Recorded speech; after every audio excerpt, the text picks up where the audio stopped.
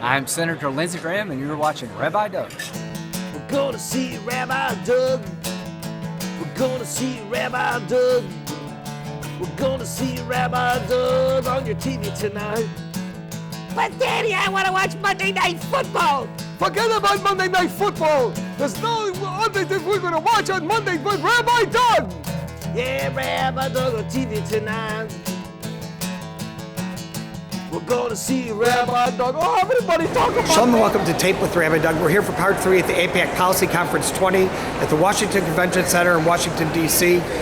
We have more guests, more politicians, more speakers, and more positive news about the United States-Israel alliance. This is something that you won't want to miss, so stay with us here on Tape with Rabbi Doug. We're here with Ambassador Daniel Shapiro. Ambassador Shapiro, I'm so glad to have you on the show. And we're here at AIPAC 20. And just tell me, what, in your opinion, all the speakers that have been here this year, what's different this year than the past years? What's different in the American-Israeli relationship? And what's different as far as support for Israel with these 18,000 people that are here this year? Well, actually, I think there's a lot that's the same. What unites the 18,000 people that come to this conference is a lot of commitment to Israel's security, to Israel's legitimacy, which is often under attack, to the U.S.-Israel partnership in security and economy and the people-to-people relationship and the common values of our two democracies. And what makes it special is that people come from different perspectives. Some are Republicans, some are Democrats, some favor left or right parties in the Israeli political scene, but they agree on all of those core principles. It doesn't mean they don't disagree on some important things. I'm a strong advocate for a two-state solution and believe that it's really important to keep that option alive. There are going to be people at this conference who don't feel that way, or we disagree on things like settlements, or obviously there were disagreements once about the Iran deal. But there's a lot of overlapping views, a lot of consensus around certain key principles, and that was true in the past, and I think it's actually still very much true. What do you think the danger is with the dissension of certain Democrats that we know speaking negative about Israel and negative about AIPAC? You know, I think all of us have an obligation to talk to our own political communities, to our own parties, to our own people who we work with on other issues, to explain why the principles I just articulated about Israel's security and legitimacy and ability to defend itself and the U.S.-Israel partnership are very much in our interest, the United States, and very much moral commitments that we should uphold. That doesn't mean we disagree with people on absolutely everything, but those are things that we should stand clearly for. But I want to say that not everybody thinks that a bipartisan gathering like this is the way to do it. I strongly believe it is. I think that is facing pressure from both sides. People who would like to use Israel as a partisan political football rather than create the consensus that AIPAC has always tried to do. Very good. Thank you so much. Ambassador Daniel Shapiro here on Taped with Rabbi Doug. Stay with us. We'll be back at AIPAC 20. Thanks. Ambassador Danny Ayalon. Thank you very much. I'm really at awe being here, talking to so many rabbis. Thank you all for coming. We were going to discuss the election results and what is the significance. But I didn't realize that we will have such decisive or fairly decisive results, so we don't really have to talk much about the elections. We can talk about many other things. But it seems like game is over. And Bibi Netanyahu and Likud is quite obviously the largest party. Probably the Gush, we're talking about blocks. You know how, if there's any question, please ask me, because the political system in Israel, it's a Jewish system, with a lot of pilpulim. So yes, I see. What about the indictment? I'm sorry? What about the legal aspect? I will address all of it. But before that, I thought, if we have so many rabbanim here, rabbis, to ask if you know why we had the elections today before Purim next week.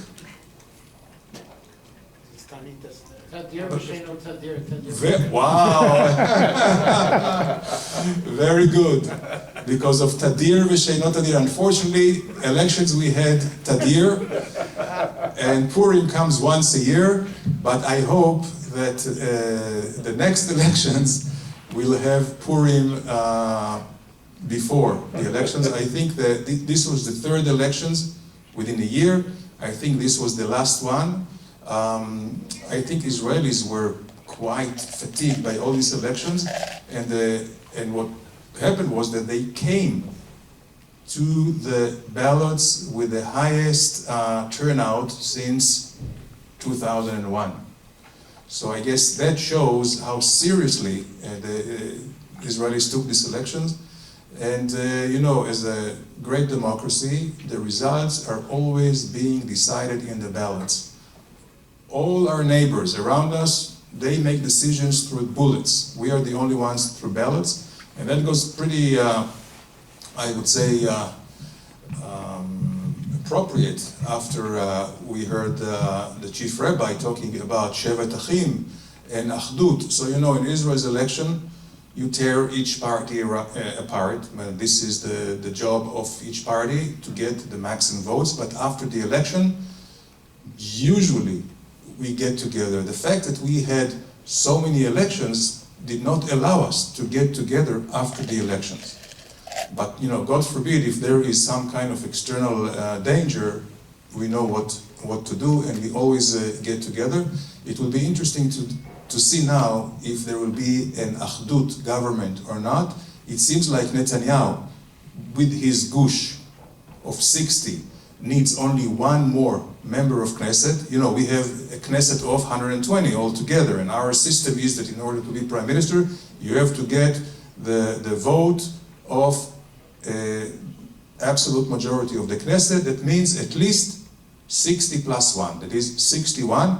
Right now, according to all the polls, the exit polls, he has 60.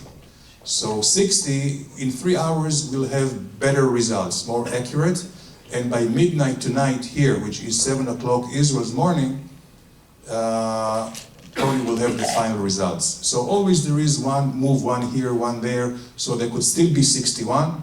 It could be 59 as well, but it will not change the, I think, the result in the sense that Bibi Netanyahu will continue to be the prime minister.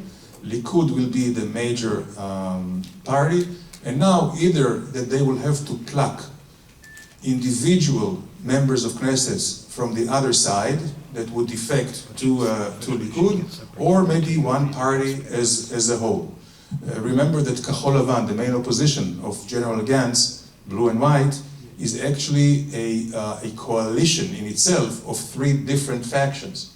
So they are much less cohesive than let's say a regular party, so it would be easier, if indeed this is the case, to break away one of these factions, and this will bring the Likud over the 61, and we can have a fairly stable government.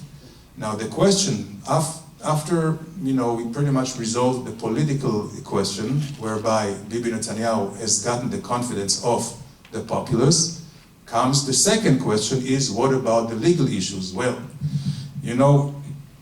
again here we have some pilpulim. The Israeli law. According to our law, a minister, member of the cabinet, or a member of Knesset, if he is indicted, he has to step down and have his day in court. But a prime minister is the only one who does not need to step down if indicted. When does he have to step down? Only if convicted. That means after trial. So the Chachamim, that explain why is it and why was it built this way. It is because of what we say, fairness, stability, continuation of governance, and justice. If the same outcome had come from the last election, would they have gone to direct election of a prime minister?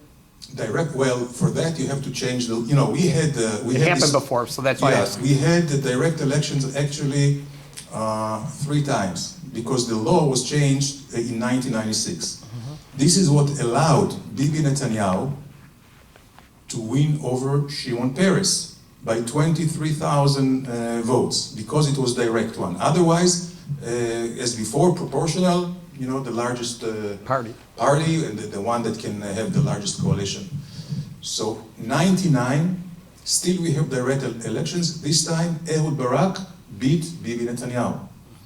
2001, third elections, Ariel Sharon is beating Ehud Barak, and he changes the law back to the proportional one, back to the list. And quite honestly, moving into a direct election is fine, except it was only half of the road needed.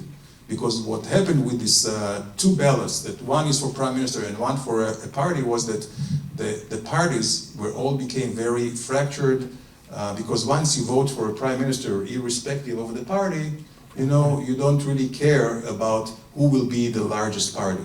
And that made it totally ungovernable. Because here, the two major parties, Labour before and Likud, went down to become almost small parties. And the prime minister, he cannot build a coalition. So it was really, they should have done more, like proportional voting, district voting like in the United States, but they did not do that. They just plucked just one element, and that it did not work. Because it didn't work, I don't see now any appetite for anyone to think of an electoral reform. Do we need an electoral reform? Absolutely yes. I think that the American system, with all your mishugas, is still, in a way, better than ours. It is not as democratic as ours. Mind you, we are more democracy. Why? Because it's power sharing. For you, it's winner takes all. But in terms of predictability, in terms of stability, governability, your system is a little bit better. Secretary of State Mike Pompeo. Wow, good evening, everyone.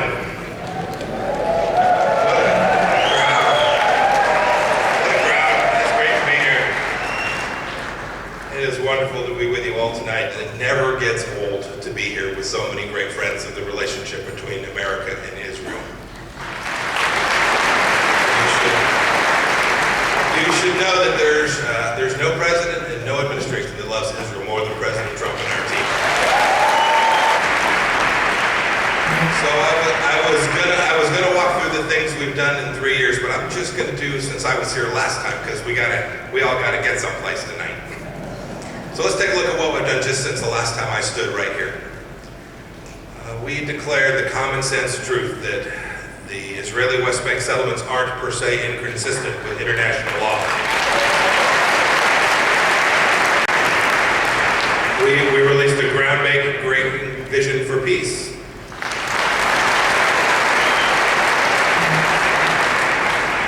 And President Trump took out one of the world's worst anti-Semites, the terrorist Congressman. So the previous administration had a phrase that used to say that Osama bin Laden is dead and General Motors is alive. So that was good. I think we could do one better. Qasem Soleimani is dead and Israel and the United States are alive.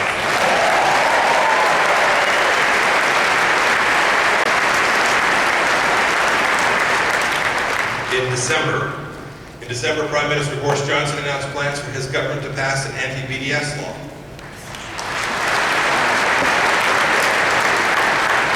That same month, French parliamentarians voted to declare anti-Zionism as anti-Semitism, as I spoke about last year.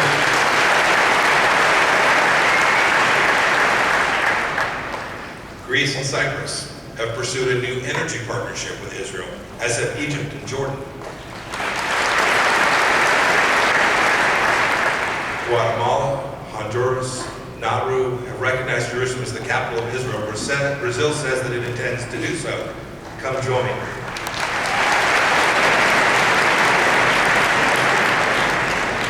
That matters, for it drives all that we do together. And I know that's what everyone here in attendance tonight believe. I know that it's what the members of AIPAC believe.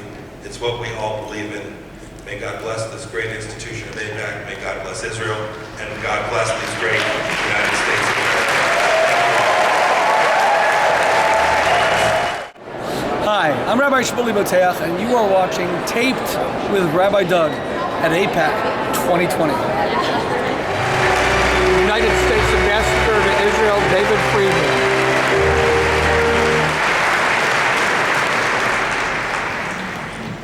Thank you again. It's so great to be back here on this big stage, now for my third time. Thank you, AIPAC, for giving me this opportunity. We came into office in early 2017 on the heels of a great betrayal of Israel by the United States. The failure of the United States to vote against or to veto United Nations Security Council Resolution 2334. It was a resolution so virulently hostile to the state of Israel that it literally deemed the Western Wall to be illegally occupied territory. We also inherited the JCPOA, an agreement in which the last administration released more than $100 billion to the Islamic Republic of Iran, the world's most lethal state sponsor of terrorism, and gave it a pathway to a nuclear weapon. Iran used those funds to enhance its arsenal of ballistic missiles and expanded its malign activity throughout Yemen, Iraq, Syria, and Lebanon, all the while shouting death to Israel and death to America. Incredibly, none of that disgraceful activity was even prohibited under the JCPOA. We didn't enter office on the 50-yard line of the U.S.-Israel relationship. No. We found ourselves deep within our own territory and playing against the wind. And so from that vantage point, we set out to work. You all know what happened next. President Trump fulfilled his campaign pledge, the same pledge made but ignored by his predecessors, and moved the United States Embassy to Israel's undivided and eternal capital, the city of Jerusalem, where it must always remain.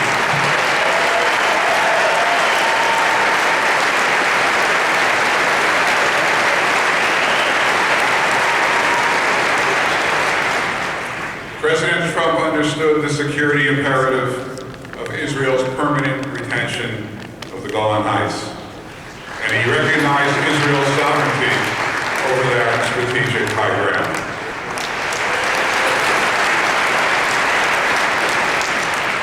And in a rebuke to our predecessor's shameful endorsement of Resolution 2334, this past year, President Trump and Secretary Pompeo reversed 40 years of flawed legal analysis and concluded that Israeli settlements in Judea and Samaria do not violate international law.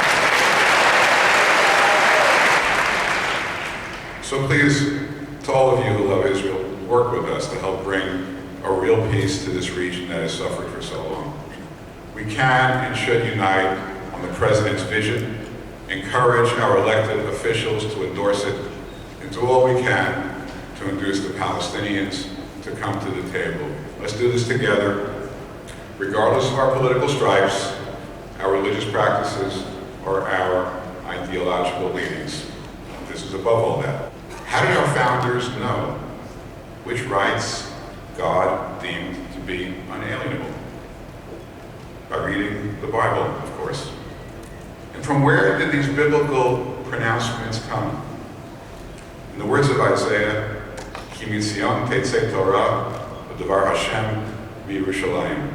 Out of Zion shall go forth the law, and the word of the Lord from Jerusalem. This is our legacy, and this is our destiny. This is who we are as Americans, and this is who we always must be. Proud, patriotic, and always standing with our greatest ally, the State of Israel. Please repeat with me. Am Yisrael. Chai. Thank you. May God bless you. May God bless Israel. May God bless the United States of America. Hi everyone, this is Senator Tammy Duckworth and you're watching Taped with Rabbi Doug. Senate Majority Majority Leader Mitch McConnell. Good morning. Well, it's great to be here again this year. So all of us in the pro-Israel community have much to celebrate. But we must also be honest and clear-eyed about the challenges.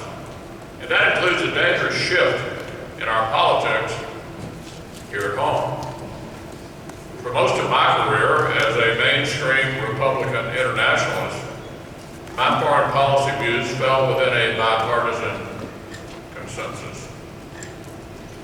For more than a generation, we trusted that certain big picture goals were widely shared within both of America's political parties. Like standing with Israel, rejecting power in the Middle East, standing up for democratic values before crises arrive on our shores. These basic pillars have paid dividends for our allies around the world. Look at the modern state of Israel. In 1948, the Middle East was much more distant from us than it is today. But because Americans understood the world did not end at our shores, we partnered with Israel and stood by her people as they built a democracy. In fact, they built such an energetic democracy that they just had their third election in the last year, and you've just been hearing about it. I hope we're not living through the Corbynization of one of our major political parties here in the United States.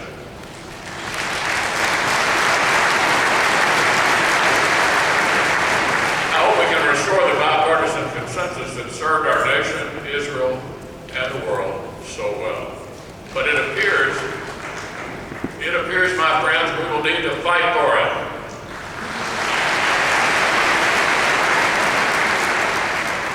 Every American who's a friend of Israel has an obligation to police our side. We have an obligation to stamp out the first embers of anti-Semitism and to fight for the policy consensus we support. Let's face it, Democratic leaders may not often turn to me for advice. I bet they don't. But we know they will turn to you. So I want to thank you for your work, for your conviction. You are why I remain hopeful and optimistic about the future of this vital relationship. And thank you in advance. And thank you in advance for reminding the leaders who want your support that without American leadership, the world is more dangerous.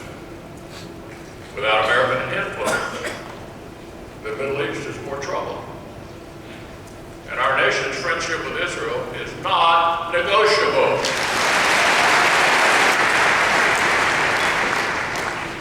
Thank you for all you do. Good luck on Capitol Hill. Our goal together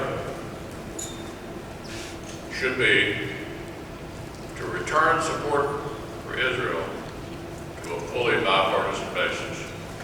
Regretfully, my friend, that is not the case today. I'm counting on you to turn that around. Thank you so much.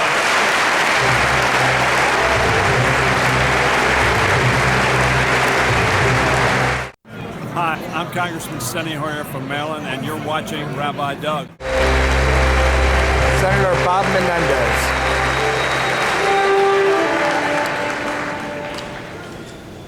Good morning. There may be one or two other things happening in the world, both here and in Israel, making headlines today, but I think this is the most important event happening right now for the future of U.S.-Israel relations. And before I continue, I want to make something clear. I stand before you today not only as the ranking Democrat on the Senate Foreign Relations Committee, not only as a lifelong friend to Israel and the Jewish people, not only as the highest ranking Latino in the United States Congress, I also stand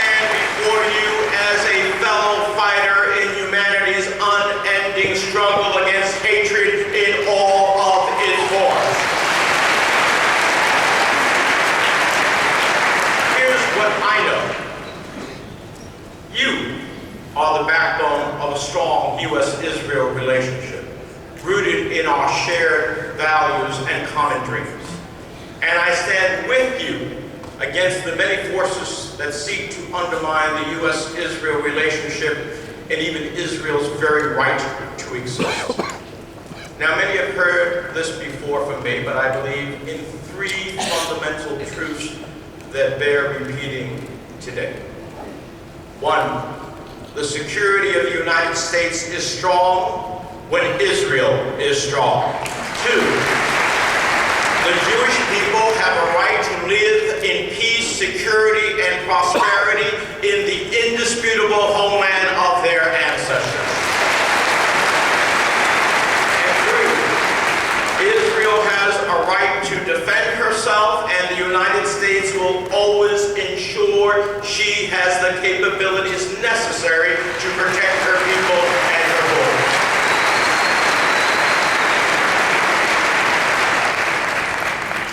Yesterday I was here at the reception, and then I see so many, I'm inspired by the many young people who are here today. So many of these young people have encountered the otherness I mentioned earlier on your college campuses, and yet you continue to stand up for what's right. When I was a young man, I drew inspiration from a great leader named Robert Kennedy, who once said, "Moral courage is a rarer commodity than bravery in battle or great intelligence." To those students, I ask you to continue to display moral courage. Continue to lead by example. Continue to stand up for truth, justice, and equal rights. Because, as Bobby Kennedy also once said, each time a man stands up for an ideal, or acts to improve the lot of others, or strikes out against injustice, he sends forth a tiny ripple of hope. And crossing each other from a million different centers of energy and daring, those ripples build the current that can sweep down the mightiest walls of oppression and resistance. So to all the young people here today, never forget that each of you has the power to create a tiny ripple of hope, and that together these tiny ripples of hope can grow into waves of powerful change, waves that can build into a tsunami of hope, and I know in my heart will carry the U.S.-Israel relationship forward for generations to come. Thank you. God bless you. God bless the state of Israel and the United States of America.